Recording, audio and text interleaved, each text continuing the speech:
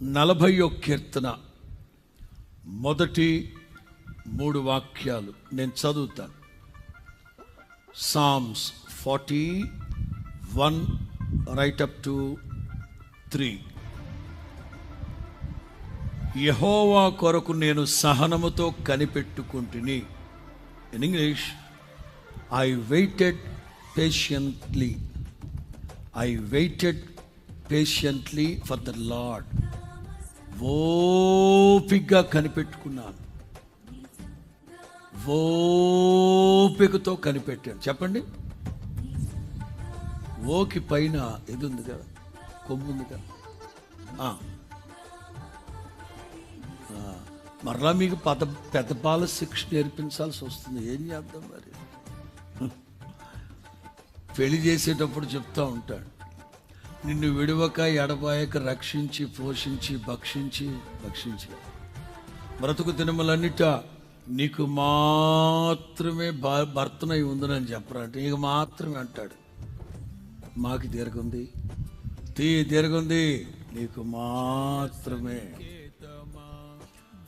అందుకే చెప్తా ఉంటాను, దేశ భాషలందు తెలుగు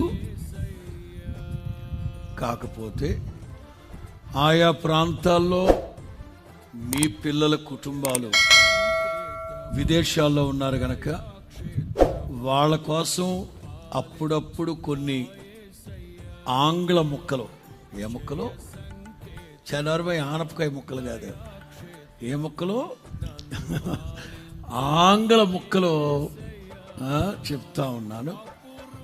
కానీ హల్లెలూయా, యూనివర్సల్ వర్డ్,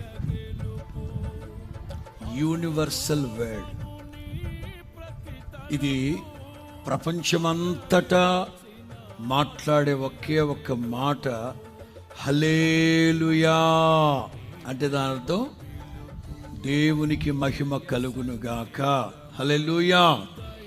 మంచిది. 40వ కీర్తన మొదటి 3 వాక్యం. యెహోవా కొరకు నేను సహనముతో, ఓపికతో, ఓరిమితో కనిపెట్టుకుంటుని. ఆయన నాకు చెవియొగ్గి నా మొర ఆలకించను. సందేహించకూడదు. నీవు మొరపెట్టావా? దేవుని దగ్గర నుంచి సమాధానం రావడానికి, దేవుని దగ్గర నుంచి ప్రత్యుత్తరం రావడానికి కొంచెం సమయం పడుతుంది. మొత్తం మీద ఆయన మొర్ర